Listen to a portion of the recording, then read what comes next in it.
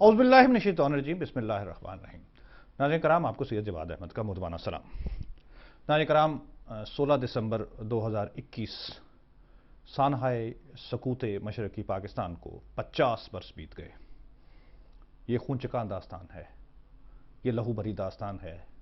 میرا یہ سرخ رنگ کا کوٹ اور سرخ رنگ کا سکارف یہ اسی یاد میں ہے۔ یہ خون جو ہے یہ ہمیں بتایا گیا کہ ہم نے بہایا تھا، ہم نے ظلم کیے، ہم نے سختیاں نازل کیں ایک قوم کے اوپر، جس کی وجہ سے وہ آخرکار اپنا حق لینے میں کامیاب ہو گئے۔ پہلے اٹھ کھڑے ہوئے، بعد میں کامیاب ہو گئے۔ حالانکہ حقیقت اس کے بالکل برعکس ہے۔ یہ ایک جھوٹ ہے، یہ ایک فراڈ ہے، اس کا حقیقت سے کوئی تعلق نہیں ہے۔ لیکن چونکہ ہماری قوم مطالعے کی شوقین نہیں ہے، ریسرچ کی شوقین نہیں ہے، اور یہاں جو بھی مقاصد جن کے کچھ بھی ہوتے ہیں، وہ جو کچھ بھی کہہ دیتے ہیں، وہ دانشور ہوں، سیاسی لیڈران ہوں، بس قوم ان کے پیچھے لگ جاتی ہے۔ آج میں اس کا پردہ چاک کرنے کے لیے یہاں موجود ہوں۔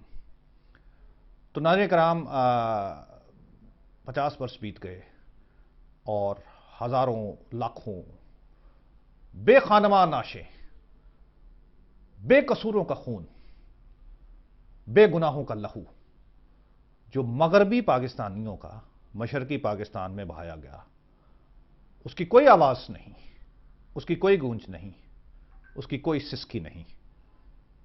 تو میرا یہ ویلاگ اس سلسلے کی ایک سسکی سمجھ لیجئے، ایک کراہ سمجھ لیجئے، ایک آواز سمجھ لیجئے۔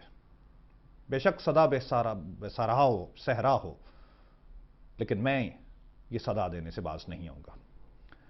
ناظرین کرام، سانحہ مشرقی پاکستان جو ہے وہ پہلے دن ایک دن میں رونما ظاہر نہیں ہوا، اس کے بے شمار عوامل ہیں۔ میں آپ کو ایک تھوڑا سا تاریخ سے گزارتا ہوں کہ ہوا کیا تھا۔ جب مشرقی اور مغربی پاکستان آزاد ہوئے تو مشرقی پاکستان میں بھی تھوڑی سی تقسیم ہوئی، مطلب مغربی اور مشرقی بنگال کی، وہ پہلے بھی ہو چکی تھی خیر انگریز دور میں، وہ ایک دفعہ تنسیخ ہوئی پھر دوبارہ ہوئی، مطلب لیکن وہاں پرامن ہوئی اور پاکستان میں بہت خون ریز ہوئی۔ تو ہمیں دونوں پاکستان کے حصوں کا ایک ثقافتی جو جائزہ ہے وہ لینا بہت ضروری ہے، بیکاز یہ ثقافت ہی تھی، یہ کلچر تھا جو دونوں کے درمیان مشترک نہیں تھا، اور یہی وہ سب سے بڑی وجہ تھی کہ جس کی وجہ سے وہ خلیج جو ہے نا وہ بڑھتی گئی ہے۔ مشرقی پاکستان جو ہے وہ ایک بڑا ہی لیڈ بیک جسے آپ کہتے ہیں وہ علاقہ تھا۔ اس میں دریا بہت بڑے بڑے تھے، اس کے سٹیمر چلتے تھے، لوگ جو تھے وہ بڑے ہی مطلب کسب معاش جو ہے ان کا وہ بہت ہی مچھلی بیچ لینا یا کچھ چھوٹی سی دھان کی فصل اگا لینا یا پٹسن کی، تو مطلب اس طرح کا تھا۔ کوئی کلاس سٹریٹیفیکیشن جس طرح ہوتی ہے اس طرح مشرقی پاکستان میں نہیں تھی۔ وہاں کوئی بہت امیر نہیں تھا اور بہت غریب بھی نہیں تھے، سارے ایک ہی جیٹی سے ایک ہی سٹیمر پر سوار ہو کر تو سفر کرتے تھے اور شہروں کے درمیان سٹیمر چلا کرتے تھے۔ کوئی بہت بڑے بڑے محل نہیں تھے، بہت بڑی بڑی گاڑیاں نہیں تھیں، جہاز نہیں تھے۔ میں آپ کو ایک دلچسپ بات بتاؤں کہ پٹسن جس کا بہت تذکرہ ہوا اور جس کی وجہ سے کہا گیا کہ یہ پٹسن جو ہے مشرقی پاکستان میں پیدا ہوتی ہے اور مغربی پاکستان اس کا استحصال کر کے بیچ کے تو جو زر مبادلہ کماتا ہے وہ مغربی پاکستان پہ لگ جاتا ہے، مشرقی پاکستان پہ نہیں لگ جاتا۔ اس کی پورے ایسٹ پاکستان، پورے مشرقی پاکستان میں سن 1947 میں صرف 2 ملیں تھیں، اور 71 میں جب سانحہ مشرقی پاکستان ہوا تو اس وقت وہ ملیں بڑھ کر 28 پہنچ چکی تھیں، اور وہ 26 کی 26 جو ہیں وہ مغربی پاکستان کے صنعت کاروں نے جا کے وہاں لگائی تھیں۔ مشرقی پاکستان والوں نے کوئی نئی مل نہیں لگائی، وہ اسی طرح اپنی زندگی میں خوش تھے۔ اچھا، کلچر جو ہے وہ جو میں ذکر کر رہا تھا کہ وہ ایک ہی لنگی پہنتے تھے، ایک ہی بنیان ٹائپ پہنتے تھے، مچھلی کھاتے تھے، چاول کھاتے تھے، اپنے حال میں مست رہتے تھے، لیکن اپنی ثقافت پہ بہت نازاں تھے وہ۔ وہاں کی ثقافت کا ایک بنیادی جزو جو ہے وہ رقص تھا، اور وہ اپنی شادیوں میں یا خوشی کے کوئی بھی موقعوں پر وہ مرد و زن جو ہے وہ باہم رقص کر کے اپنی خوشی کا اظہار کرتے تھے۔ اب یہ اسلام کی آمد کے بعد بھی یہ ان پریکٹس تھا، کیونکہ وہ ثقافت کا حصہ تھا، کلچر کا حصہ تھا۔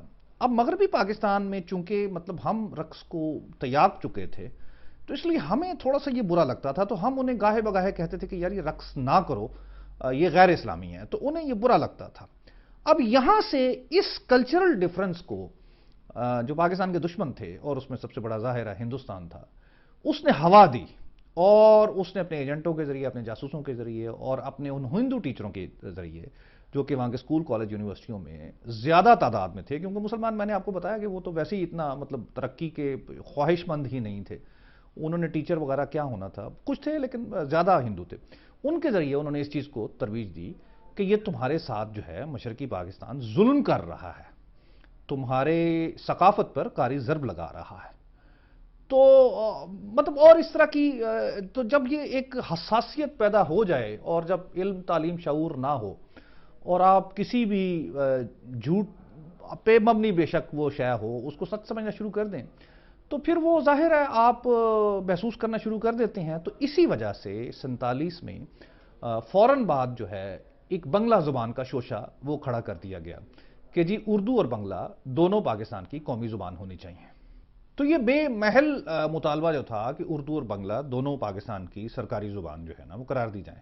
اب بنگلہ صرف ایسٹ پاکستان میں، مشرقی پاکستان میں بولی جاتی تھی، بھئی اس کو پورے پاکستان پہ کیوں نازل کیا جائے خام خواہ؟ اردو ایک رابطے کی زبان تھی، پورے پاکستان، مغربی پاکستان میں بولی سمجھی جاتی تھی، لکھی جاتی تھی، اور مشرقی پاکستان میں بھی بولی اور سمجھی تو جاتی تھی، کہیں کہیں لکھی بھی جاتی تھی۔ تو قائد نے یہی دیکھتے ہوئے، مطلب جب وہ گئے تھے ادھر مارچ 1948 میں، تو انہوں نے بڑے واشگاف الفاظ میں کہا تھا کہ اردو اور صرف اردو ہی پاکستان کی قومی زبان ہوگی۔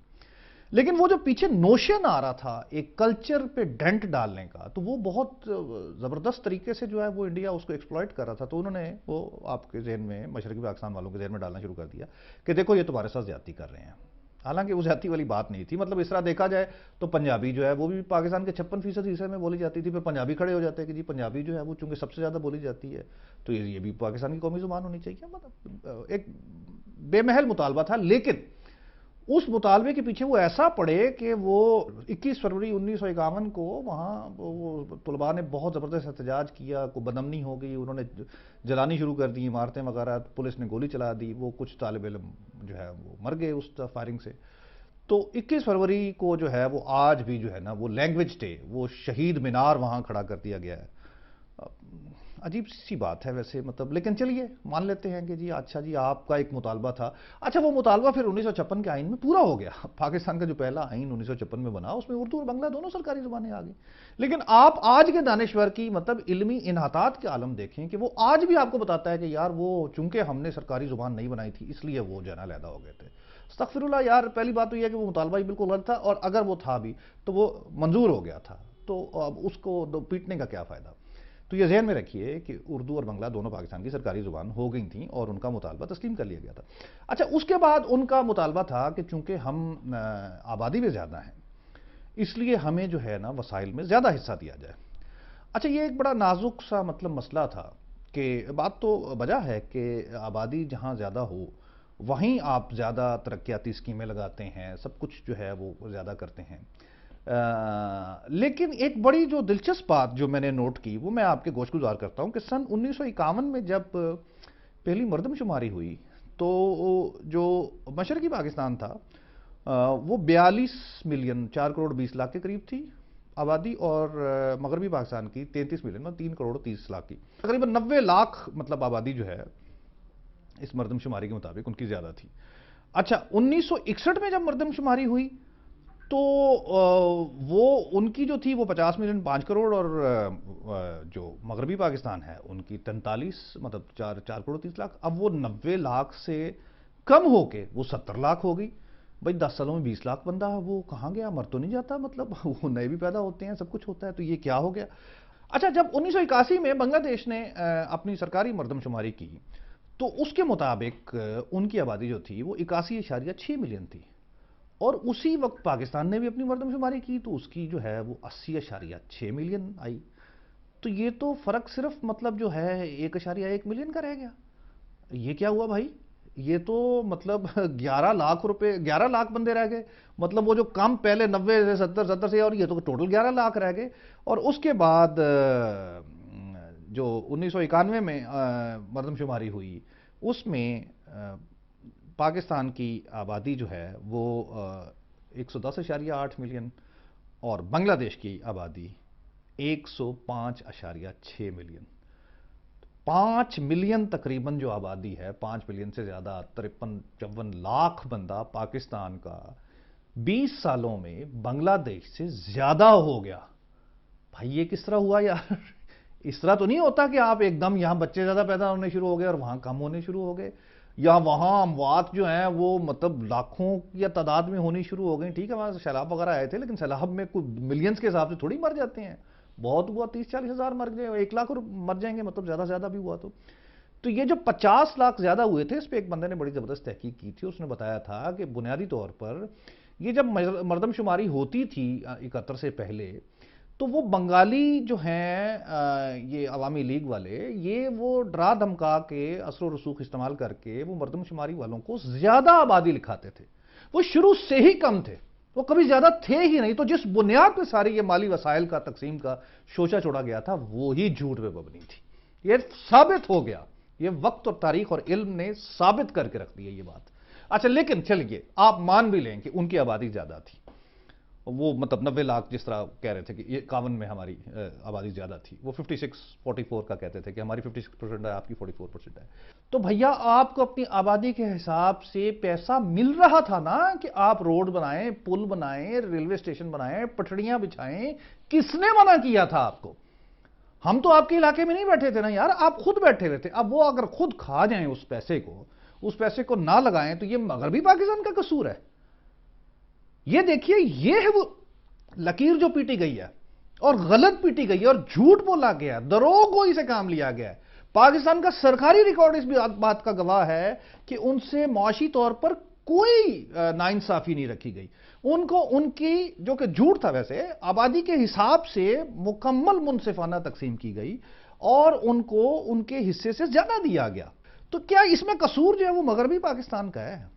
یہ میں سوال ناظرین آپ پہ ضرور چھوڑتا ہوں کہ آپ اس کو ذرا دیکھیے گا کہ ہمارے جو کوئی سو کالڈ خود ساختہ ارسطو اٹھتا ہے، وہ یہیں سے بات شروع کرتا ہے کہ جی ہم نے معاشی طور پر انہیں بہت چونکہ مارا تھا اس لیے وہ ایک دم، ہم نے معاشی طور پر بالکل بھی کوئی ظلم نہیں رکھا تھا.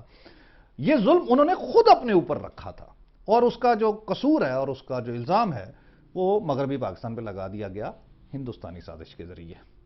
یہ ہم سازش ویسے کانسپریسی تھیوریاں بڑی پڑھتے ہیں، روز نئی چیز نکال کے ہوتے ہیں، جو ہوئی ہے وہ ہمیں معلوم ہی نہیں ہے کہ کیا ہو گیا ہمارے ساتھ. اچھا ان کا جو بنگلہ بدو ہے، جو ہمارا قائد مطلب اعظم جسے کہتے ہیں مجیب الرحمان بیسیکلی اسٹوڈنٹ لیڈر تھا اور وہ سرکاری ایک وہ پٹواری ٹائپ جو ہوتے ہیں اس کا ایک بیٹا تھا اور پاکستان تحریک پاکستان میں اس نے حصہ لیا تھا. عبدالحمید باشانی جو اس کے ساتھ تھے انہوں نے لیا تھا. فضل حق جو ہے انہوں نے تو قرارداد پاکستان پیش کی تھی. لیکن یہ لوگ جو ہیں چونکہ اب اگر میں گستاخی کا مرتکب نہ ہو جاؤں، کم عقل تھے، ہندو پروپیگنڈے میں آ گئے اور کہ جی ہمارے ساتھ یہ ہو رہا ہے، فلاں ہو رہا ہے، نہیں ہو رہا ہے. یہ سیکٹری اطلاعات تھا مجیب الرحمان جو ہے نا عوامی لیگ کا، یہ کوئی صدر نہیں تھا شروع سے ہی. یہ اندرونی سازشیں کر کے تو پھر آخر میں یہ صدر بن گیا تھا عوامی لیگ کا. تو اسی نے وہ لینگویج رائٹس بھی جو تھے وہ اسی نے کروائے تھے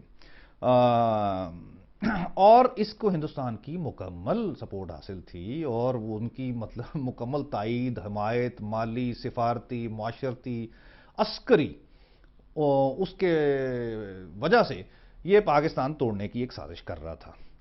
اور یہ ایک اگرتلہ میں سن 1968 میں انڈیا کے شہر اگرتلہ اس میں بیٹھ کے یہ سازش کر رہے تھے کئی لوگ اور ان کے ثبوت آ گئے اور وہ پکڑے گئے اور اس کو لائل پور جیل میں بند کر دیا گیا تھا جی مجیب الرحمان کو اور ملک سے غداری کے الزام میں سزائے موت سنا دی گئی تھی. کاش اس پر عمل درآمد ہو جاتا. یہ ہماری اعلیٰ ظرفی ہے، میں کیا کیا بتاؤں، کون کون سا دکھڑا دوں رہوں آپ کو. خیر تو ہم نے دریا دلی میں بس چھوڑ دیا اسے کہ چلو یار حالات بہتر ہوں. اس نے جا کے پھر وہی راہ کل اپنا شروع کر دیا. اچھا ہم نے پھر دوبارہ اسے 1971 میں مطلب پکڑ لیا تھا اور جنگ کے بعد اسے خامخواہ چھوڑ دیا. وہ بہت بڑی سفارتی غلطی تھی، اس کے عوض ہمیں اپنے فوجی چھڑا لینے چاہیے تھے. لیکن خیر ہم مسلمان اور پاکستانی ہمیشہ سے کچھ اعلیٰ ظرفی کے نام پہ نا بس بے وقوفیاں بھی مار جاتے ہیں. مطلب ابھینندن کو ہم نے چھوڑ دیا مطلب بغیر کسی مطلب سفارتی کامیابی کے. خیر آگے چلتے ہیں. کرنل اے او عثمانی تھا ایک پاکستان آرمی کا ایک آفسر جو کہ یہاں سے غداری کر کے اور پاکستان آرمی میں رزق کھا کے یہاں سے تنخواہ لے کے ساری عمر، اس کے بعد جو ہے وہ جا کے ہندوستان میں بیٹھ گیا اور وہاں انہوں نے باہنی، دراصل بنگلہ میں یہ فوج چھوٹے سے لشکر کو کہتے ہیں، تو وہاں کئی باہنی جو ہیں وہ مظفر باہنی بھی چل رہی تھی، مجیب باہنی بھی تھی، مکتی باہنی بھی تھی. تو یہ باہنیاں جو ہے نا، یہ بنگلہ لوگوں کو وہاں لا کے ٹرین کیا جاتا تھا انڈین کیمپوں میں باقاعدہ، اور اسلحہ دیا جاتا تھا اور انہیں پھر وہ مشرقی پاکستان بھیجا جاتا تھا کہ جا کے فوج پہ حملے کرو. بلکہ فوج پہ کیا حملہ کرو، وہ جو بھی ہیں پل چھل اڑاؤ، سڑکیں اڑاؤ، اس طرح کے تخریبی کارروائیاں سب یہ شروع ہو گئی تھیں. تو 6 نکات جو ہیں، اب یہ بھی ایک دیکھیں نا، ہمارے دانشور جو ہیں وہ تو کہتے ہیں جی اگر ہم 6 نکات مان لیتے، بھائی 6 نکات کا پہلا نکتہ یہ تھا کہ دونوں حصوں کی علیحدہ کرنسی ہوگی، علیحدہ ان کی تجارت ہوگی، علیحدہ سفارتی مطلب وہ تعلقات ہوں گے. تو پیچھے رہ کیا جاتا ہے یار، ملک کس طرح قائم ہے پھر اگر سب کچھ علیحدہ ہے، صرف نام کا ایک اگر ایسٹ پاکستان ویسٹ پاکستان ہے اور وہ سب کچھ ان کا علیحدہ ہے، تو ملک تو ٹوٹ گیا نا پھر. تو یہ کیسے مان سکتے تھے ہم یار؟ پتہ نہیں کون لوگ ہیں، بے وقوف خود ہیں اور قوم کو بھی بے وقوف بنا رہے ہیں. اچھا، ہم تھوڑا سا فاسٹ فارورڈ کر کے آگے چلتے ہیں کہ یہی مطلب جو ثقافتی تضادات تھے ان کی وجہ سے، اور بنگلہ لوگوں کو بہت کنسیشنز دی گئی تھیں. انہیں سی ایس ایس میں مطلب کہا گیا کہ اچھا آپ کا جو لڑکا فرسٹ آتا ہے بنگال میں، اس کو مغربی پاکستان میں فرسٹ آنے والے سے زیادہ فوقیت دی جائے گی. تو اس طرح پاکستان میں جو فرسٹ آیا تھا لڑکا، وہ وہاں کے 378 نمبر پہ جو آیا وہ اس سے نیچے آ گیا تھا. مطلب اتنی ہم نے کنسیشنز دیں، ہم نے تجارت میں دیں، ہم نے وہاں آرمی میں ان کے قد چھوٹے تھے بنگالیوں کے. اب قدرتی طور پر فوج جو ہوتی ہے اس کا اسٹینڈرڈ ہوتا ہے، وہ ذرا بڑے قد رکھتی ہے، تو وہ نہیں آ رہے تھے. لیکن وہ صدر ایوب نے وہ بھی کم کر دیا، اس نے کہا یار ان کے قد کوئی بات نہیں، چھوٹوں کو آنے دو.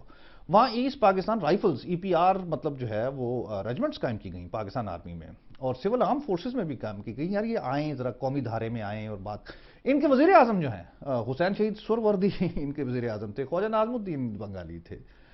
تو یہ کیسی وہ مطلب زیادتی ہے، ناانصافی ہے کہ گورنر جنرل آپ کا بھیا، وزیر اعظم آپ کا، اور پھر بھی ہم جو ہے وہ کر رہے تھے، زیادتی کر رہے تھے، ناانصافی کر رہے تھے. بڑی عجیب سی بات ہے.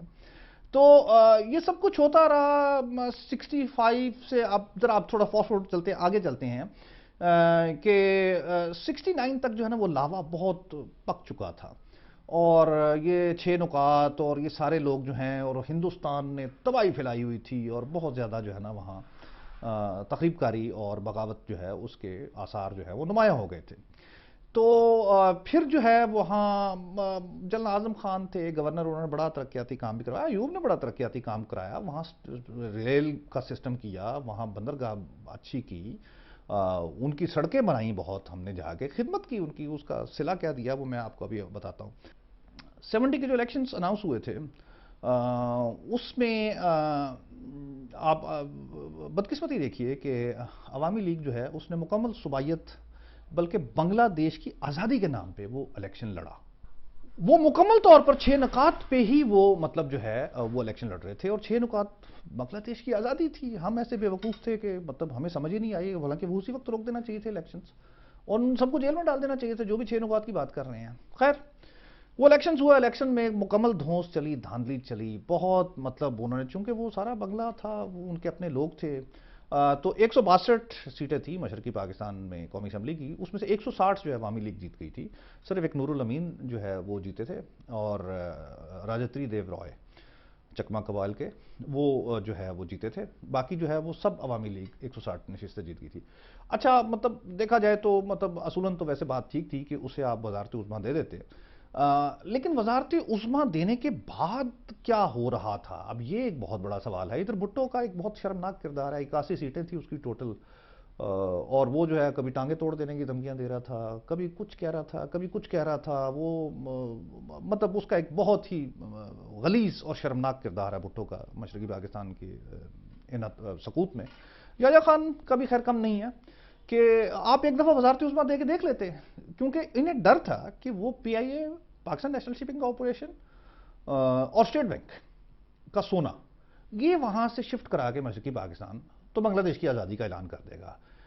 یہ ایک ہندوستانی سازش تھی اور مجیب اس پہ کاربند تھا. اب لیکن یہ چونکہ ایک صرف خیال ہے نا، تو اگر وہ اعلان کرتا تو آپ خفیہ طور پر پیچھے ہوتے کہ اگر یہ ہوا تو پی آئی اے کو آپ پہلے سے کہہ دیتے کہ یار آپ نے جہاز نہیں لے کے جانے، پاکستان نیشنل شپنگ کارپوریشن کو کہہ دیتے کہ آپ نے جہاز نہیں لے کے جانے، اسٹیٹ بینک کو آرڈر کر دیتے کہ آپ نے سونا نہیں ٹرانسفر کرنا.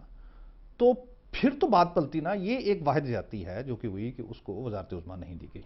لیکن اس کا جواب کس طرح دیا انہوں نے بہت بھیانک جواب دیا اس کا. انہوں نے وہاں جتنے مغربی پاکستانی تھے انہیں قتل کرنا شروع کر دیا.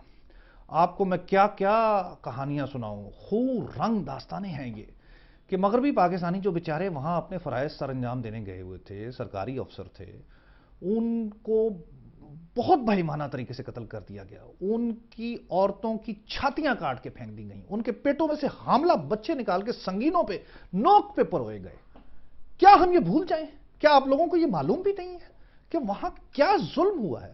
ارے میری زبان پہ نہ یقین کیجئے، شرمیلا بوس جو ہے اس کا تو آپ یقین کریں گے نا، جو کہ ہندوستانی ہے ایک، اور ہارورڈ یونیورسٹی سے پی ایچ ڈی کی اس نے. لیکن جب وہ اس نے جا کے ریسرچ کی، اس نے کہا یہ تو سب بکواس، جھوٹ بولا جا رہا ہے. یہ تو مشرقی پاکستان والوں نے مغربی پاکستانیوں پہ ظلم کیا ہے. مغربی پاکستان نے مشرقی پاکستان پہ کیا ظلم کرنا تھا؟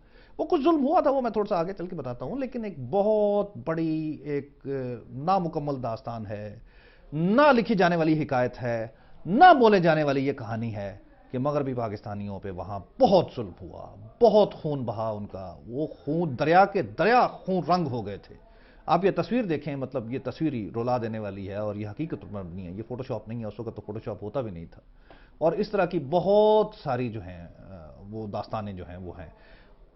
آرمی تو چلو ایک جنگ لڑ رہی تھی نا. آرمی کا تو وہ جو ایسٹ پاکستان رائفل تھا جو کہ رسک مارے تھے پاکستان سے، جو کہ اپنا مطلب روزی روٹی ان کی اس تنخواہ پہ تھی اور سب کچھ پہ تھا، انہوں نے بغاوت کر دی. انہوں نے اپنے جو کمانڈنگ آفیسرز تھے جو مغربی پاکستان سے آئے ہوئے تھے انہیں قتل کر دیا ان کی سیٹ پہ، مطلب ان کے آفس میں، اور وہ بغاوت کر دی. یہاں پاکستان آرمی میں سے کئی مطلب کیپٹن میجر تھے جو کہ مطلب چپ کر کے بس فرار ہو گئے. اور یار بھائی اگر تمہیں اتنا ہی ہے، اتنے تم حریت کے مطلب سپاہی ہو، کرو ریزائن کرو، جاؤ اسٹریٹ اوے کہو کہ ہم نہیں مانتے اور ہم یہ استعفیٰ دے کے ہم جاتے ہیں. یہ بالکل مطلب بے شرموں کی طرح، چوروں کی طرح رات کے اندھیرے میں بارڈر کراس کر کے اپنے تمام نقشے وغیرہ، جو کہ آپ پاکستان آرمی کے مطلب کمیشنڈ آفیسر تھے. ضیاء الرحمان جو ہے وہ ڈائریکٹنگ سٹاف تھا سٹاف کالج میں، جو کہ ایک بہت اچھی پوسٹ ہے. مطیع الرحمان جس نے راشد بناس والا وہ طیارہ اغوا کرنے کی کوشش کی تھی، وہ بہت زبردست انسٹرکٹر پائلٹ تھا. اور بھائی یہ لوگ استعفیٰ دے کر جاتے ہیں نا. یہ کون سی حریت ہے کہ آپ چوروں کی طرح بھاگ رہے ہیں؟ اور بس میں اس کے آگے کیا کہوں. مشرف الحق دالیہ میں اس نے کتاب لکھی جا کے اور بڑے فخر سے مطلب یہ بیان کیا. اور دوسری ایک بات کہ آپ جو بھی آپ کے مسائل تھے، آپ سمجھتے ہیں بے شک غلط صحیح کہ آپ کے ساتھ معاشی ناانصافی ہوئی ہے اور آپ حق کے لیے کھڑے ہو گئے ہیں، تو بھائی اپنے زور و بازو پہ کچھ لو نا. انڈونیشیا میں جب ہوا تھا تو سوئکارنوں نے کیا دوسرے کسی کو بلایا تھا کہ آؤ ہمیں مطلب جنگ لڑو ہماری؟ خود اپنے زور و بازو پہ کیا تھا نا. الجیریا میں احمد بیلا خود کھڑا ہوا تھا. یہ کون سا طریقہ ہے کہ ایک غیر مسلم ہندو آپ نے فوج کو مطلب بلایا، دعوت دی، اس سے جا کے پیسہ کھایا، اس سے ٹریننگ لی، اس سے اسلحہ لیا، اور اپنے مسلمان بھائیوں کو آپ نے قتل کیا، ان کے پیٹ چاک کیے، ان کو ذبح کیا؟ یہ کون سی حریت ہے یار؟ یہ کون سی آزادی ہے؟ یہ کیسی شمع ہے آزادی کی جو کہ بیگانے آ کے جلا رہے ہیں؟ لعنت ہو تم پہ، شرم نہیں آتی ان بنگلہ دیشیوں کو اس بات کا تذکرہ کرتے ہوئے بھی؟ ان نہتے مغربی پاکستانیوں کو جو بیچارے اپنا رزق حلال کمانے آئے ہوئے تھے، آپ کی خدمت کرنے آئے ہوئے تھے، ان کو آپ نے مطلب سنگینوں پہ پرویا، ان کو ذبح کیا. لعنت ہو. اور پتہ نہیں اس کا نوحہ کون لکھے گا، کیسے لکھے گا. اب آ جاتے ہیں بات کہ جو ہم نے اگر ظلم کیے تو وہ کیا تھے. میں آپ کو اس کی بھی حقیقت بتاتا ہوں. پاکستان فوج جو ہے وہ بہت عرصے سے وہاں تھی اور بڑے نامساعد حالات میں تھی.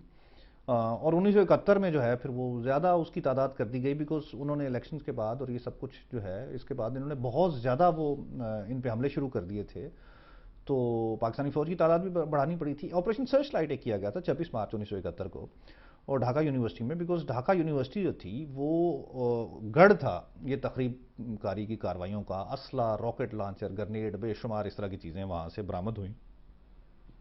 تو اس میں کچھ گھیوں کے ساتھ گھن بھی پسا تھا کہ وہ فائرنگ کرتے ہوئے وہاں باقاعدہ ایک لڑائی ہوئی تھی، آرمڈ کانفلکٹ ہوا تھا، تو اس میں ظاہر ہے پھر کولیٹرل ڈیمیج ہوتا ہے، کچھ بے گناہ بھی مر گئے تھے، تو وہ کچھ تھے مطلب اچھا اس کے بعد پھر یہ تھا کہ پاکستان آرمی ایک بڑی ہی انفیوریبل کنڈیشن میں اس طرح لڑ رہی تھی کہ وہاں کے جو لوکلز تھے وہ بہت بڑی تعداد جو تھی وہ مطلب چونکہ انہیں پیسہ بھی مل رہا تھا اور وہ ویسے بھی ایک اسپریٹڈ تھے اور وہ خام خواہ کا انہیں جھوٹ بول کے جذباتی کیا گیا تھا، تو وہ پاکستان آرمی جہاں جہاں مورچے سنبھالتی تھی اس کی جا کے اطلاع دے دیتے تھے مکتی بانی کو، وہ آگے انڈیا کو دیتی تھی، وہ اور پھر وہاں سے وہاں بہت زبردست آگے وہ فائر کر دیتے تھے، حملے کرتے تھے، جہاں جہاں ان کے قافلے جاتے تھے اس کے راستے میں بارودی سرنگیں بم وغیرہ رکھے ہوتے تھے، آئی ڈیز جنہیں کہتے ہیں امیڈیٹ ایکسپلوسیو ڈیوائسز، گاڑیاں اڑتی تھیں بہت زیادہ.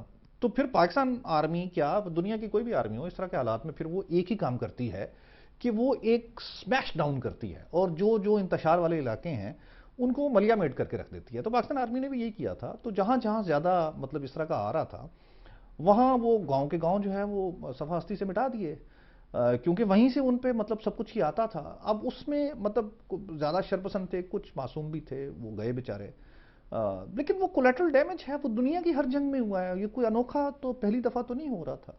لیکن ریپس کا جو ہے نا وہ تو بالکل جھوٹ اور بکواس ہے کہ سینکڑوں ہزاروں بلکہ وہ ملین کہہ دیتے ہیں. میں آپ کو ریپ کی حقیقت بتاتا ہوں کہ جنگ کے بعد جو ہے نا اقوام متحدہ کے کمیشن پہ یہ بات کی گئی، انہوں نے کہا جی 10 لاکھ ریپ ہوئے ہیں. انہوں نے کہا اچھا بہت برا ہوا یار.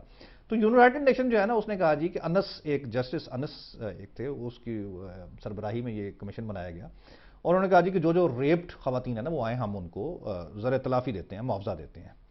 تو ٹوٹل جو خواتین مطلب آئیں ان کی تعداد تھی 270، کہاں 1 ملین اور کہاں 270. چلیے آپ کہہ دیں کہ جی باقی شرم کی وجہ سے نہ آئیں یہ، لیکن 1 ملین میں سے کوئی 5 لاکھ آدھی تو آتی ہیں، یا چلو 1/4 آ جاتی، 1/3 آتی، 1/8 آ جاتی، 270 تو بالکل ہی کوئی نمبر نہیں. اچھا ان 270 میں سے بھی ذرا انہیں شک گزرا، انہوں نے جب چیک کرایا تو پتہ لگا ان میں سے تو کوئی ایسی خاتون نہیں جو اس علاقے سے تعلق رکھتی ہو جہاں پاکستان آرمی آپریشن کر رہی تھی. وہ سارے پیسے کے لالچ میں آ گئی تھیں. تو وہ مکمل جھوٹ تھا، ایک پاکستان آرمی پہ ایک خام خواہ کا الزام تھا جو کہ شرمیلا بوس نے بڑے زبردست طریقے سے اپنی کتاب جو ہے اس میں عیاں بھی کیا ہے اس کو. 20 اور 21 نومبر 1971 کی رات انڈیا نے باقاعدہ حملہ کرتے تھے جس کا کوئی جواز نہیں تھا. انڈیا نے کیوں حملہ کیا آج تک اس کا کوئی اخلاقی جواز نہیں ہے. مطلب آپ ایک دو ملک آپس میں جب جنگ میں جاتے ہیں تو کوئی زمین کا ٹکڑا ہوتا ہے جس کے لیے مطلب اب پچھلے دنوں آذربائیجان اور آرمینیا کی جنگ ہو رہی تھی، تو وہ کوئی زمین کا ٹکڑا ہوتا ہے، کوئی جزیرہ ہوتا ہے، یا کوئی وسائل ہوتے ہیں یا کوئی اور اس طرح کی چیز ہوتی ہے. بھائی انڈیا اور پاکستان کے درمیان کیا کانفلکٹ تھا، کیا تھا جس کی وجہ سے انڈیا نے حملہ کیا؟ کوئی اخلاقی مطلب جواز نہیں تھا. اور بہت بڑی تعداد تھی. ہماری بدقسمتی سے ایئر فورس جو ہے وہ پہلے دن باک ڈاؤن ہو گئی تھی، بیکاز جو ڈھاکہ ایئر فیلڈ تھا اس پہ انہوں نے بمباری کر کے اس کا رن وے جو ہے وہ خراب کر دیا تھا، اس کو تباہ کر دیا تھا، تو وہ اڑ ہی نہیں سکتے تھے ہمارے جہاز. تیج گاؤں مطلب ایئر فیلڈ تھا وہ.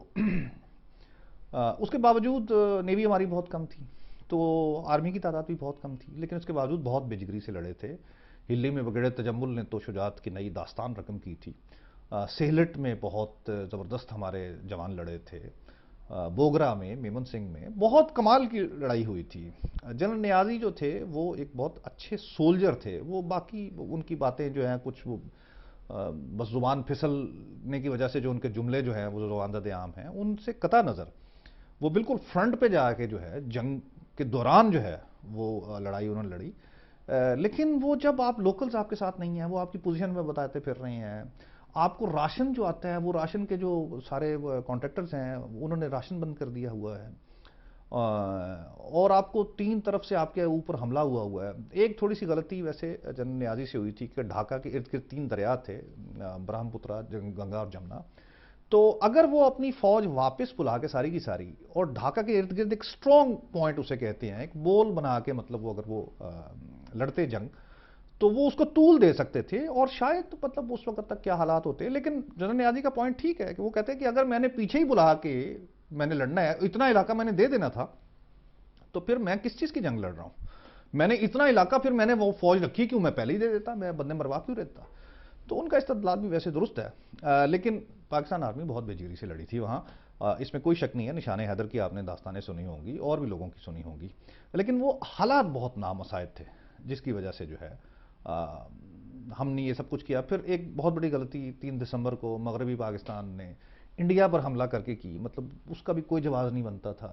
مطلب ایک حد تک تو تھا کہ چونکہ انڈیا نے حملہ کیا ہے اس لیے آپ حملہ کر دیں, لیکن آپ اخلاقی طور پہ وہ اپنی سٹینڈنگ کھو گئے نا. اوپر سے ہمارے ماشاءاللہ جو ایک بھٹو جو عیار ایک کردار ہے, ہماری ایک سیاست کا بدنما کردار, اس نے جا کے وہ پولینڈ کی قرارداد پھاڑ دی. وی ول فائٹ فار 1000 ایئرس, یہ وہ بکواس. وہ اقتدار کا لالچی اور حریص ایک شخص, اس نے پاکستان کی تباہی میں کوئی کسر نہیں چھوڑی. خیر, تو وہ بھی سب تاریخ کا حصہ ہیں. اور 16 دسمبر کو وہ المناک پھر واقعہ ہوا جس کی آج ہم یاد منا رہے ہیں.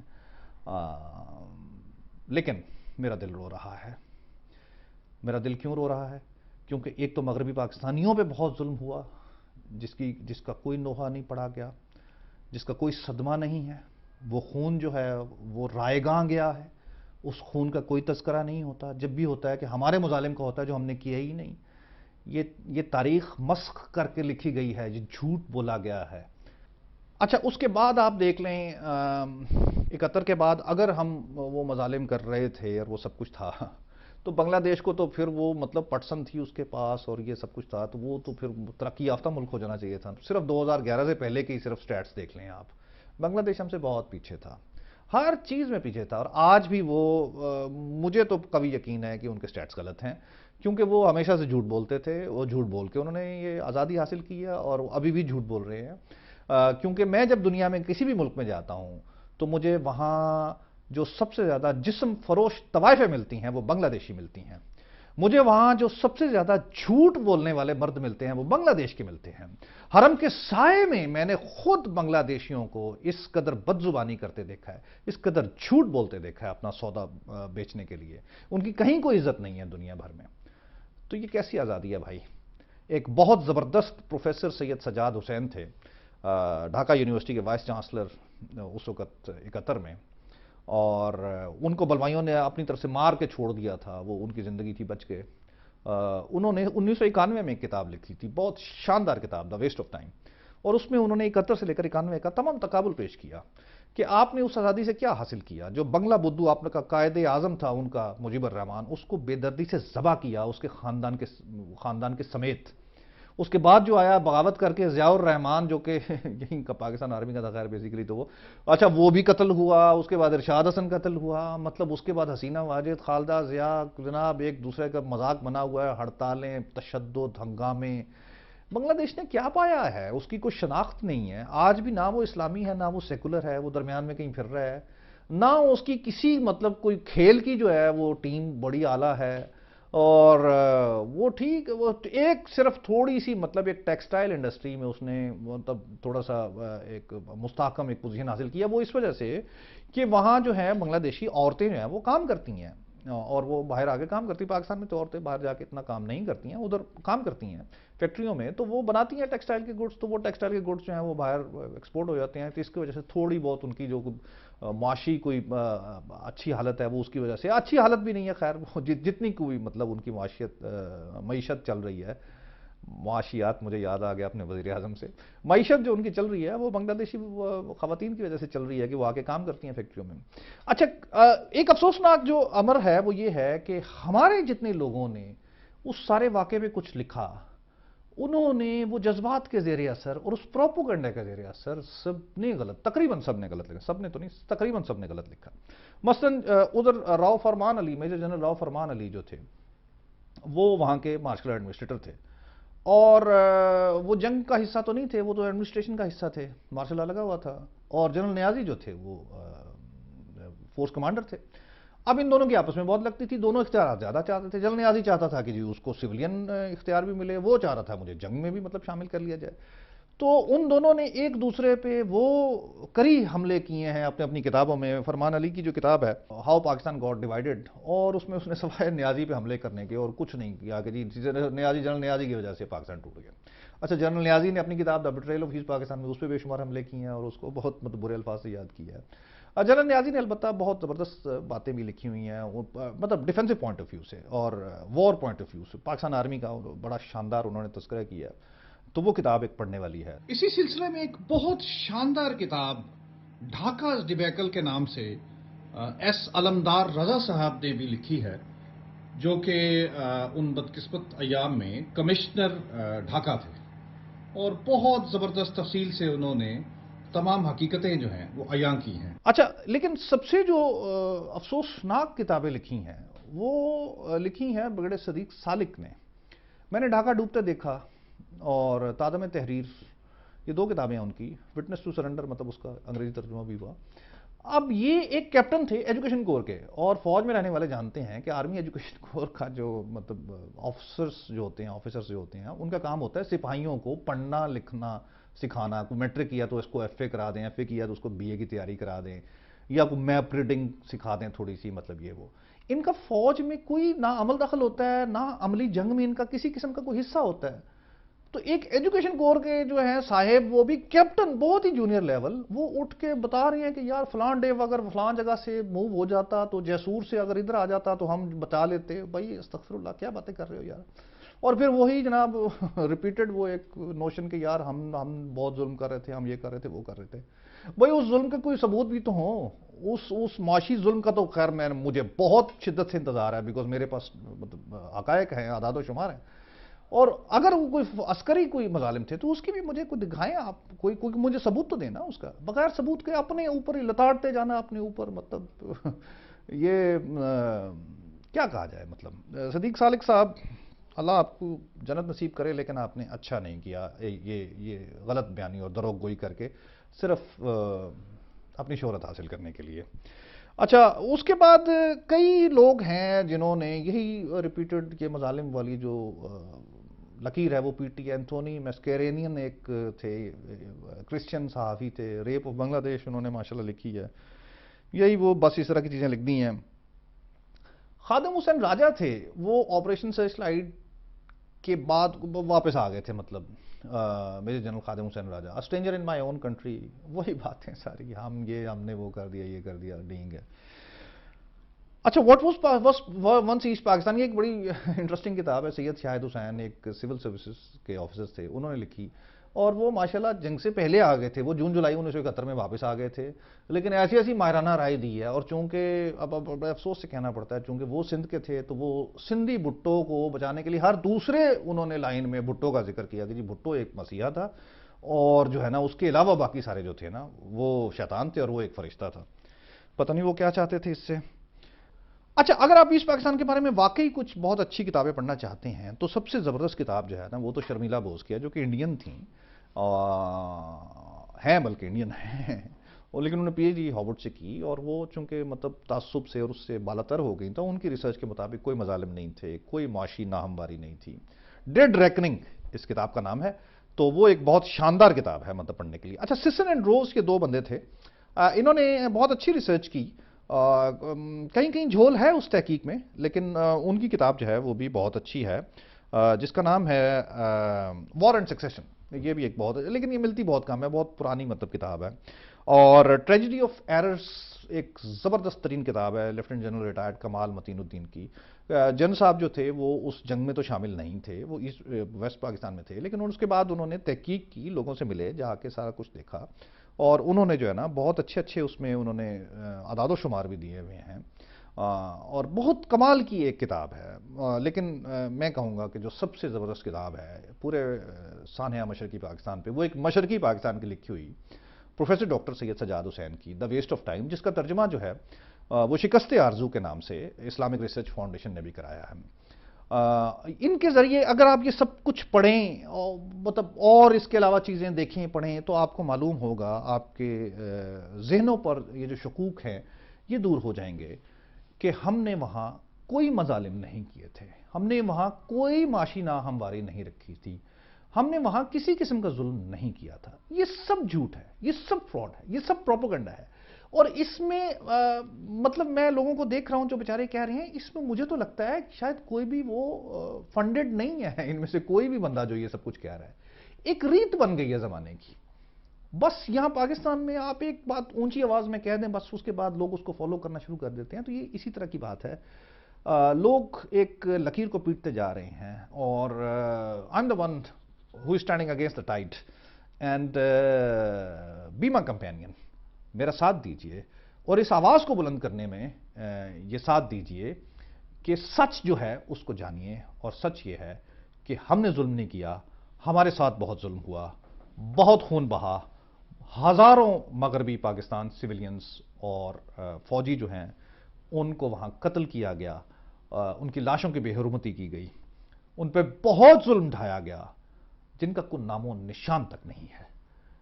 یہ قرض ہماری نسل پر واجب ہے کہ کم از کم اس کا تذکرہ کریں اگر ہم اس کا بدلہ نہیں لے سکتے۔ اگلی ویڈیو تک کے لیے اجازت دیجیے گا۔ خدا حافظ۔